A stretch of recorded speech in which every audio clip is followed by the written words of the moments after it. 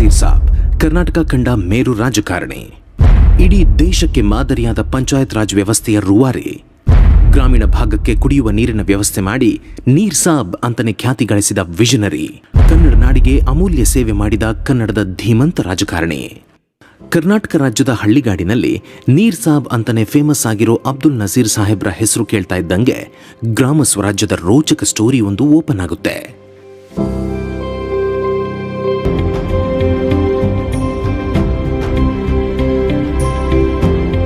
ಕರ್ನಾಟಕದ politics history study ಮಾಡೋರಿಗೆ 20th ಸೆಂಚುರಿಯ 80sನ ಕಾಲ ತುಂಬ ಇಂಪಾರ್ಟೆಂಟ್. ಪಾಲಿಟಿಕಲ್ ಪವರ್ ಗ್ರೂಪ್ಗಳ ನಡುವೆ ಡಿಫರೆನ್ಸಸ್, ಕಾಂಗ್ರೆಸ್ ಅಲ್ಲದ ಪಾಲಿಟಿಷಿಯನ್ಸ್ಗಳ ಹೊಂದಾಣಿಕೆ, ಹೊಸ ಪಾರ್ಟಿಗಳ ಉದಯ, ಹಲವಾರು ಹಾಟ್ ವಿಷಯಗಳು ಒಂದು ಕಡೆ ನಡೀತಾ ಇದ್ರೆ, ಗವರ್ನೆನ್ಸ್ನಲ್ಲಿ ಹಿಂದೆಂದೂ ಕಂಡಿರದ activeness, decentralisation of power, village level leadership concept ಇವು ಇನ್ನೊಂದು ಕಡೆ ನಡೀತಾ ಇತ್ತು. ಈ ಎಲ್ಲ ಕನ್ಸ್ಟ್ರಕ್ಟಿವ್ ಕೆಲಸಗಳ ಹಿಂದೆ ಹಲವಾರು ಜನರು ಆಕ್ಟಿವ್ ರೋಲ್ ಪ್ಲೇ ಮಾಡಿದ್ದಾರೆ. ಅವರಲ್ಲೆಲ್ಲ ಎದ್ದು ಕಾಣುವ ಹೆಸರೇ ಅಬ್ದುಲ್ ನಜೀರ್ ಸಾಬ್. ಶ್ರೀಮಾನ್ ಅಬ್ದುಲ್ ನಜೀರ್ ಸಾಹೇಬರು ಆದರ್ಶಗಳಿಗೆ ಕನ್ನಡಿಯಾಗಿದ್ದರು. ಈ ದೇಶದಲ್ಲಿ ಕ್ರಾಂತಿ ಬರಬೇಕು, ಈ ದೇಶದಲ್ಲಿ ಒಂದು ಬದಲಾವಣೆ ಬರಬೇಕು, ಈಗ ನಡೀತಾ ಇರೋ ವಿಧಾನ ಸರಿ ಇಲ್ಲ, ಈ ವ್ಯವಸ್ಥೆಯನ್ನು ಸ್ವಲ್ಪ ಬದಲಾವಣೆ ಮಾಡಬೇಕು ಅಂತ ರಾಜಕಾರಣಕ್ಕೆ ಬಂದವರು ಶ್ರೀಮಾನ್ ನಜೀರ್ ಸಾಹೇಬ್. ಅಬ್ದುಲ್ ನಜೀರ್ ಸಾಬ್ರು 1934 ಮದ್ರಾಸ್ ಪ್ರಾವಿನ್ಸ್ನ ಸತ್ಯಮಂಗಲ ತಾಲೂಕು ತಾಳವಾಡಿ ಫಿರ್ಕಾಕ್ಕೆ ಸೇರಿದ ಬಯ್ಯಣಪುರ ವಿಲೇಜ್ನಲ್ಲಿ ಪೀರ್ ಸಾಹೇಬ್ ಮತ್ತು ಆಯಿಷಾ ಬೇಬಿ ಅವರ ಹಿರಿಯ ಮಗನಾಗಿ ಡಿಸೆಂಬರ್ 25ರಂದು ಜನಿಸಿದರು. ಅವರ ಹುಟ್ಟೂರಾದ ಬಯ್ಯಣಪುರ ವಿಲೇಜ್ ಕರ್ನಾಟಕದ ಗಡಿಯಿಂದ ಕೇವಲ 3 ಕಿಲೋಮೀಟರ್ ಡಿಸ್ಟೆನ್ಸ್ನಲ್ಲಿದೆ. ನಜೀರ್ ಸಾಬ್ರು ಸಣ್ಣ ಹುಡುಗ ಆಗಿದ್ದಾಗ ಬಯ್ಯಣಪುರದಲ್ಲೊಂದು ಕನ್ನಡ ಪ್ರೈಮರಿ ಸ್ಕೂಲ್ ಇತ್ತು. ಅಲ್ಲೇ ಪ್ರೈಮರಿ ಎಜುಕೇಷನ್ ಕಂಪ್ಲೀಟ್ ಮಾಡಿದರು. ಇವರ ತಂದೆ ಪೀರ್ ಸಾಹೇಬ್ ಇಲ್ಲಿಟ್ರೇಟ್ ಆಗಿದ್ರೂ ಕೂಡ ಮಕ್ಕಳಿಗೆ ಎಜುಕೇಷನ್ ಕೊಡಿಸಬೇಕು ಅನ್ನೋ ಆಸೆಯಿಂದ 1946ರಲ್ಲಿ ಇಡೀ ಫ್ಯಾಮಿಲಿಯನ್ನು ಬಯ್ಯಣಪುರದಿಂದ ಕರ್ನಾಟಕದ ಗುಂಡ್ಲುಪೇಟೆಗೆ ಮೈಗ್ರೇಟ್ ಮಾಡಿದರು. ಮಿಡ್ಲ್ ಸ್ಕೂಲ್ ಎಜುಕೇಷನ್ ಅನ್ನು ಗುಂಡ್ಲುಪೇಟೆಯಲ್ಲಿ ಕಂಪ್ಲೀಟ್ ಮಾಡಿದರು. ನಜೀರ್ ಅವರು ಫರ್ದರ್ ಸ್ಟಡೀಸ್ಗಾಗಿ ಮೈಸೂರಿಗೆ ಹೋದರು. ಮೈಸೂರಿನಲ್ಲಿ ತಳಕಿನ ವೆಂಕಣ್ಣಯ್ಯನವರ ಸ್ಟೂಡೆಂಟ್ ಆಗಿ ಚಿಕ್ಕಂದಿನಲ್ಲಿಯೇ ಕನ್ನಡ ಬುಕ್ಸ್ ಓದೋದು, ಕವನ ಬರೆಯೋದು, ನಾಟಕಗಳಲ್ಲಿ ಅಭಿನಯಿಸೋ ಗೀಳನ್ನು ಹತ್ತಿಸಿಕೊಂಡರು. ಆ ಗೀಳು ಜಾಸ್ತಿಯಾಗಿ SSLCಯಲ್ಲಿ ಫೇಲ್ ಆದರು. ಫ್ಯಾಮಿಲಿ ಬಿಸ್ನೆಸ್ಗೂ ಸೆಟ್ ಆಗದೆ, ಎಜುಕೇಷನ್ ಕೂಡ ಕಂಟಿನ್ಯೂ ಮಾಡೋಕ್ಕಾಗದೆ ಮಗನ ಲೈಫ್ ಹೀಗಾಯ್ತಲ್ಲ ಅನ್ನೋ ಟೆನ್ಷನ್ನಲ್ಲಿ ಅಪ್ಪ ಅವರನ್ನು ಕೊಯಮತ್ತೂರಿನ ರಿಲೇಟಿವ್ಸ್ ಮನೆಗೆ ಕಳುಹಿಸಿಕೊಟ್ರು. ತಮಿಳುನಾಡಿನ ಕೊಯಮತ್ತೂರಿನಲ್ಲಿ ಜನಾನುರಾಗಿ ಸಂಸದರಾಗಿ ಮಿನಿಸ್ಟರ್ ಆಗಿ ಹೆಸರು ಮಾಡಿದ್ದ ಮೋಹನ್ ಕುಮಾರಮಂಗಲಂ ಅವರ ಕಾಂಟ್ಯಾಕ್ಟ್ಗೆ ಬಂದರು. ನಂತರ ಅವರ ಸಿಸ್ಟರ್ ಪಾರ್ವತಿ ಕೃಷ್ಣನ್ ಅವರ ಸ್ಟೂಡೆಂಟ್ ಆಗಿ ಪಾಲಿಟಿಕ್ಸ್ನ ಎಲ್ಲ ಆ್ಯಂಗಲನ್ನು ಅರ್ಥ ಮಾಡಿಕೊಂಡ್ರು. ಅಲ್ಲಿಂದ ನೇರವಾಗಿ ಗುಂಡ್ಲುಪೇಟೆಗೆ ಬಂದು ಅಪ್ಪನ ಜಮೀನು ನೋಡ್ಕೊಳ್ತಾ ಫ್ರೀ ಟೈಮಲ್ಲಿ ಜನರ ಗುಂಪನ್ನು ಕಟ್ಟಿಕೊಂಡು ರಾಜ್ಯದ ಕರೆಂಟ್ ಡೆವಲಪ್ಮೆಂಟ್ಸ್, ಪಾಲಿಟಿಕ್ಸ್ ಬಗ್ಗೆ ಮಾತನಾಡೋಕ್ಕೆ ಸ್ಟಾರ್ಟ್ ಮಾಡಿದರು. ಅವರ ನಾಲೆಡ್ಜ್, ಮೆಚುರಿಟಿ ತುಂಬ ಶಾರ್ಪ್ ಆಗಿತ್ತು. ಅವರ ಮಾತು ಜನರನ್ನು ಅಟ್ರಾಕ್ಟ್ ಮಾಡೋಕ್ಕೆ ಶುರು ಮಾಡ್ತು. ಈ ಟೈಮ್ ಪೀರಿಯಡ್ನಲ್ಲಿ ತಾಲೂಕಿನ ಪಾಲಿಟಿಕ್ಸ್ನಲ್ಲಿ ಶಿವರುದ್ರಪ್ಪ ಲೀಡಿಂಗ್ನಲ್ಲಿದ್ದರು. ರಿಚ್ ಬಿಸ್ನೆಸ್ಮೆನ್ಗಳಾಗಿ ಗಫೂರ್ ಸಾಹೇಬ್ರು ಮತ್ತು ಕಬ್ಬಳ್ಳಿ ಸಾಹುಕಾರರಾದ ಚನ್ನಬಸಪ್ಪನವರು ಮುಂತಾದವರಿದ್ದರು.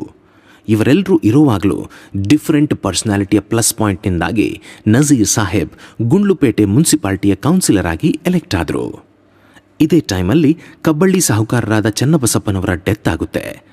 ಅವರ ವೈಫ್ ನಾಗರತ್ನಮ್ಮನವರು ಮೈಸೂರಿನಲ್ಲಿದ್ದ ಕಬ್ಬಳ್ಳಿ ಹಾಸ್ಟೆಲ್ ನೋಡ್ಕೊಳ್ತಾ ಇದ್ರು. ಇವರನ್ನು ಪಾಲಿಟಿಕ್ಸ್ಗೆ ಕರ್ಕೊಂಡು ಬರಬೇಕು ಅಂತ ಸಿಟಿಯ ಕೌನ್ಸಿಲರ್ಗಳ ಟೀಮ್ ಮೈಸೂರಿಗೆ ಹೋಗಿ ಅವರ ಮೇಲೆ ಪ್ರೆಷರ್ ಹಾಕೋದ್ರಲ್ಲಿ ಸಕ್ಸಸ್ ಆಯಿತು. ಆ ಟೀಮ್ನಲ್ಲಿದ್ದು ಅವರನ್ನು ಕನ್ವಿನ್ಸ್ ಮಾಡೋ ಕೆಲಸದಲ್ಲಿ ನಜೀರ್ ಸಾಹಬ್ ಲೀಡಿಂಗ್ನಲ್ಲಿದ್ದರು.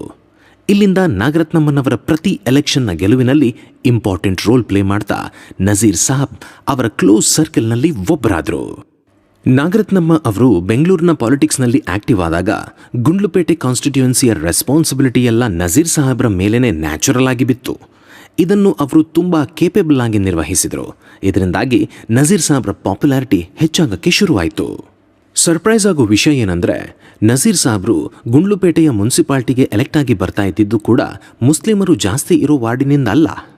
ಒಮ್ಮೆ ನಾಯಕ ಜನಾಂಗ ಜನರು ಹೆಚ್ಚಾಗಿರೋ ವಾರ್ಡಿನಿಂದ ಸುಮಾರು ಸಲ ಗೆದ್ದು ಪುರಸಭೆಯ ಅಧ್ಯಕ್ಷರೂ ಆಗಿದ್ದ ಶ್ರೀಕಂಠಪ್ಪನ ಎದುರು ಸ್ಪರ್ಧಿಸಿದರು.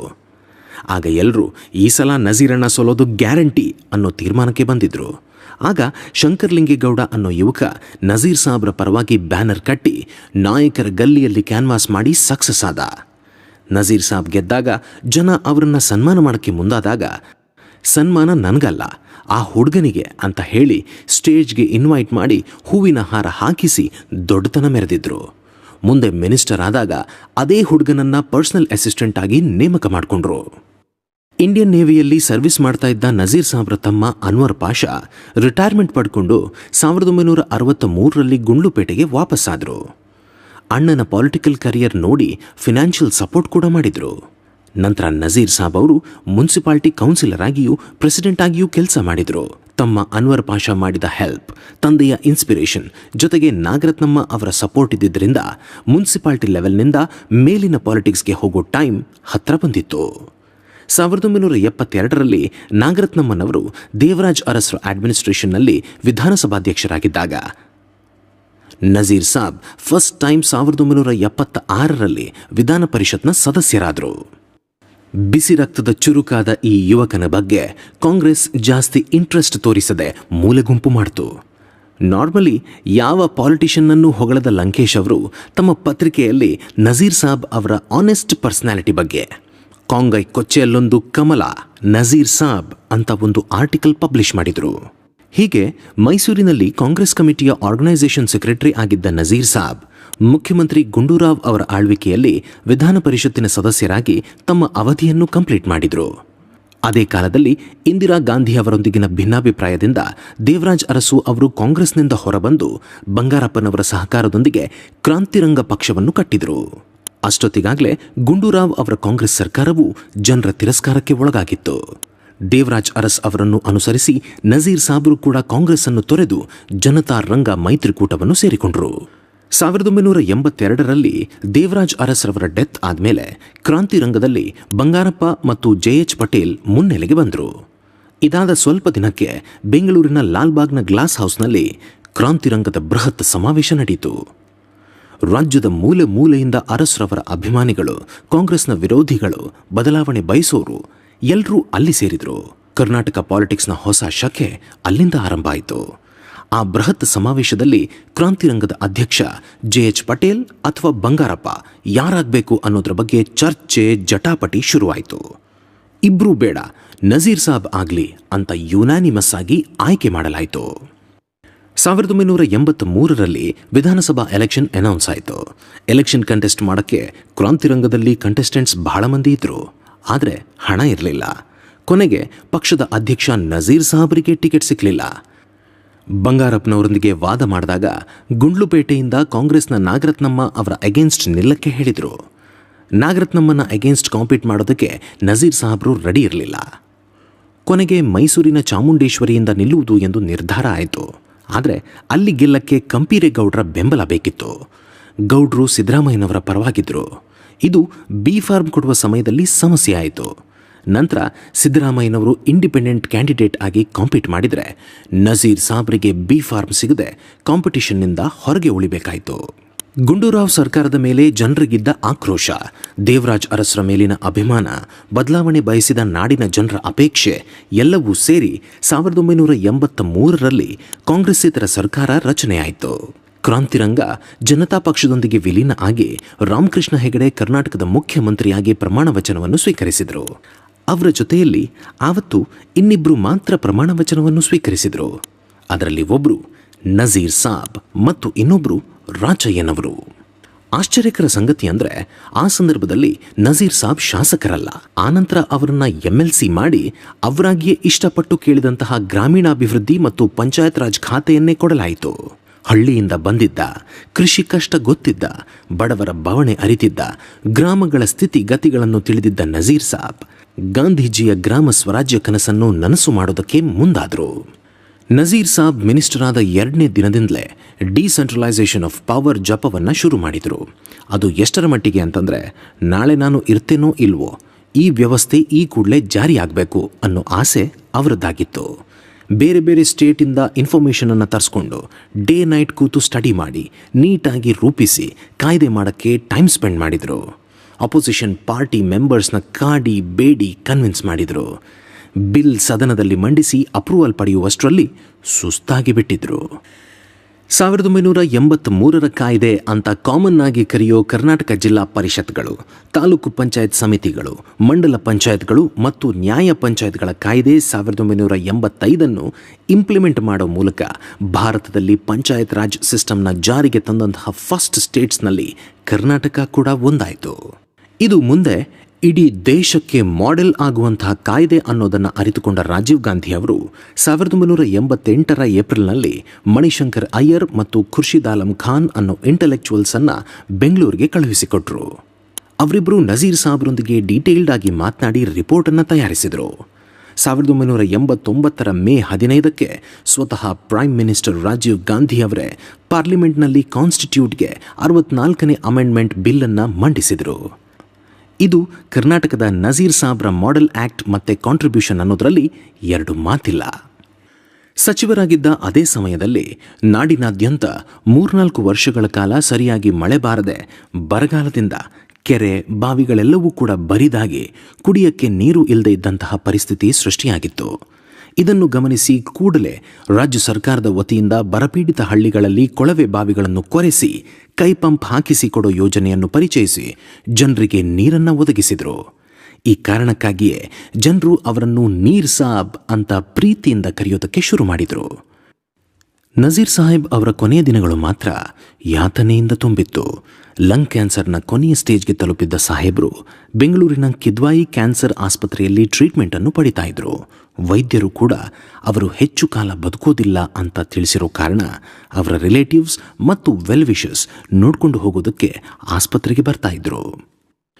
ಇಡೀ ದೇಶಕ್ಕೆ ಮಾದರಿಯಾಗಬಲ್ಲ ಪಂಚಾಯತ್ ರಾಜ್ ವ್ಯವಸ್ಥೆಯನ್ನು ಕರ್ನಾಟಕದಲ್ಲಿ ಜಾರಿ ತಂದಿದ್ದನ್ನು ನೋಡಿ ಸಂತೋಷವಾಗಿದ್ದ ಅಂದಿನ ಪ್ರೈಮ್ ಮಿನಿಸ್ಟರ್ ರಾಜೀವ್ ಗಾಂಧಿ ಅವರು ನಜೀರ್ ಸಾಹೇಬ್ರ ಆರೋಗ್ಯ ವಿಚಾರಿಸುವುದಕ್ಕೆ 1988ರ ಸೆಪ್ಟೆಂಬರ್ ತಿಂಗಳಲ್ಲಿ ಅವರ ಆಪ್ತ ಮಿತ್ರ ಸ್ಯಾಮ್ ಪಿತ್ರೋಡಾ ಅವರನ್ನು ಕಳುಹಿಸಿಕೊಟ್ರು. ಅದೇ ಸಮಯ ನಜೀರ್ ಸಾಬ್ ಅವರ ಆಪ್ತರು ವೆಲ್ ನೋನ್ ಜರ್ನಲಿಸ್ಟ್ ಕೂಡ ಆಗಿದ್ದ ಪಿ ಲಂಕೇಶ್ ಮತ್ತು ಹಿರಿಯ ಸಾಹಿತಿಗಳಾದ ಕೆಪಿ ಪೂರ್ಣಚಂದ್ರ ತೇಜಸ್ವಿ ಅವರು ಕೂಡ ವಿಸಿಟ್ ಮಾಡೋದಕ್ಕೆ ಬಂದಿದ್ರು. ತೇಜಸ್ವಿ ಅವರು ಏನ್ ಸಾಹೇಬ್ರೆ ನಿಮ್ಮ ಆರೋಗ್ಯ ಹೇಗಿದೆ ಅಂತ ವಿಚಾರಿಸಿದಾಗ ಕ್ಯಾನ್ಸರ್ನಿಂದ ಪೇನ್ಫುಲ್ ಸಿಚುವೇಶನ್ನಲ್ಲಿದ್ದ ಟೈಮಲ್ಲೂ ನನ್ನ ಆರೋಗ್ಯದ ವಿಚಾರ ಬಿಡಿ, ಈ ವರ್ಷ ರಾಜ್ಯದಲ್ಲಿ ಸಿಕ್ಕಾಪಟ್ಟೆ ಮಳೆ ಸುರಿದು ರಾಜ್ಯದಲ್ಲೆಲ್ಲ ಕೆರೆಗಳು ತುಂಬಿ ತುಳುಕ್ತಿರೋ ಕಾರಣ ಚೀನಾದಿಂದ ಒಳನಾಡು ಮೀನುಗಾರಿಕೆಯ ಹೊಸ ವಿಧಾನಗಳ ಕುರಿತು ಮಾಹಿತಿಯನ್ನು ಪಡೆದು ಬ್ಲೂ ಪ್ರಿಂಟ್ ಮಾಡಿಸ್ತಾ ಇದ್ದೀನಿ. ಅದು ಆದಷ್ಟು ಬೇಗ ಜಾರಿಯಾಗಿ ನಮ್ಮ ಹಳ್ಳಿಗಾಡಿನ ರೈತರಿಗೆ ನೆಮ್ಮದಿ ತರಲಿ ಅನ್ನೋದೇ ನನ್ನ ಉದ್ದೇಶ ಅಂತ ಹೇಳಿದ್ರಂತೆ. ಹೀಗೆ ರಾಜ್ಯದ ಅಭಿವೃದ್ಧಿ ಬಗ್ಗೆ ಸಾವಿನ ದಿನಗಳಲ್ಲೂ ನಜೀರ್ ಸಾಬ್ ಯೋಚನೆ ಮಾಡ್ತಾ ಇದ್ರು. ನಜೀರ್ ಸಾಬ್ರ ಸಾವಿಗೆ 1-2 ಗಂಟೆಗಳ ಮುಂಚೆ ಆಗ ರಾಜ್ಯದ ಮುಖ್ಯಮಂತ್ರಿಗಳಾಗಿದ್ದ SR ಬೊಮ್ಮಾಯಿ ಅವರು ಕೆಲವು ಮಿನಿಸ್ಟರ್ಸ್ಗಳ ಜೊತೆಗೆ ಅವರ ಆರೋಗ್ಯ ವಿಚಾರಿಸುವುದಕ್ಕೆ ಆಸ್ಪತ್ರೆಗೆ ಬಂದಿದ್ರು. ಆ ಕ್ಷಣದಲ್ಲೂ ಸಾಹೇಬ್ರೆ ನಾನೀಗ 1000 ಮನೆಗಳ ಕಾರ್ಯಕ್ರಮ ರೂಪಿಸಿದ್ದೇನೆ. ಅದರಂತೆ ಪ್ರತಿ ತಾಲೂಕಿನ ಬಡವರಿಗೆ ವರ್ಷಕ್ಕೆ 1,000 ಮನೆಗಳನ್ನು ಕಟ್ಟಿಸ್ತಾ ಹೋದರೆ ಇನ್ನ5 ವರ್ಷದಲ್ಲಿ ವಸತಿ ರಹಿತರ ಸಮಸ್ಯೆಯೇ ಇಲ್ಲದಂತಾಗುತ್ತದೆ. ಅದಕ್ಕಾಗಿ IRDPಯಲ್ಲಿ ಹೆಚ್ಚುವರಿಯಾಗಿ ಮಿಕ್ಕಿದ 13 ಕೋಟಿ ರೂಪಾಯಿ ಹಣವನ್ನು ಯೂಸ್ ಮಾಡಬೇಕು ಅಂತಿದ್ದೆ. ನಿಮ್ಮ ಪ್ರೈವೇಟ್ ಸೆಕ್ರೆಟರಿ ಜಗನ್ನಾಥ್ ರಾವ್ಗೆ ಈ ಬಗ್ಗೆ ನೋಟ್ಸ್ ಕೊಟ್ಟಿದ್ದೆ. ದಯವಿಟ್ಟು ಶುರು ಮಾಡಿ ಸರ್, ನಿಮ್ಮ ಸರ್ಕಾರಕ್ಕೆ ಪುಣ್ಯ ಬರುತ್ತೆ ಅಂದಿದ್ರು. ಸಾವಿನಂಚಿನಲ್ಲಿದ್ದ ಸಾಹೇಬ್ರ ಲಾಸ್ಟ್ ಮಿನಿಟ್ಸ್ನ ಈ ಜನಪರ ಕಾಳಜಿ ಕಂಡ CM ಬೊಮ್ಮಾಯಿ ಗಳಗಳನೆ ಅತ್ತುಬಿಟ್ರು.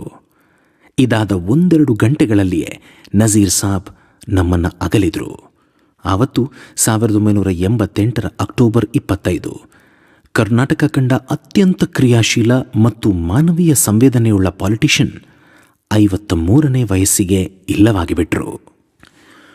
ನಜೀರ್ ಸಾಬ್ ಅವರ ಮರಣದ ನಂತರ ಅವರ ಹೆಸರು ಪರ್ಮನೆಂಟ್ ಆಗಿ ಉಳಿಯೋ ಥರ ಮಾಡೋದಕ್ಕೆ ಮೈಸೂರಿನಲ್ಲಿರುವ ರಾಜ್ಯ ಸರ್ಕಾರದ ಆಡಳಿತ ತರಬೇತಿ ಸಂಸ್ಥೆಯ ಕ್ಯಾಂಪಸ್ನಲ್ಲಿ ಅಂದಿನ ಮಹಾನಿರ್ದೇಶಕರಾಗಿದ್ದ IPS ಅಧಿಕಾರಿ ಚಿರಂಜೀವಿ ಸಿಂಗ್ ಅವರ ಉಸ್ತುವಾರಿಯಲ್ಲಿ ಅಬ್ದುಲ್ ನಜೀರ್ ಸಾಬ್ ಗ್ರಾಮೀಣಾಭಿವೃದ್ಧಿ ಅಧ್ಯಯನ ಮತ್ತು ತರಬೇತಿ ಸಂಸ್ಥೆಯನ್ನು 1989ರಲ್ಲಿ ಸ್ಥಾಪಿಸಲಾಯಿತು. ಆ ಮೂಲಕ ಗ್ರಾಮ ರಾಜ್ಯದ ಪರಿಕಲ್ಪನೆಗೆ ನಜೀರ್ ಸಾಬ್ ಅವರು ಕೊಟ್ಟಂತಹ ಕಾಂಟ್ರಿಬ್ಯೂಷನ್ ಅನ್ನು ಹಿಸ್ಟಾರಿಕಲ್ ಮಾನ್ಯುಮೆಂಟ್ ಆಗಿ ಮಾಡಿದರು.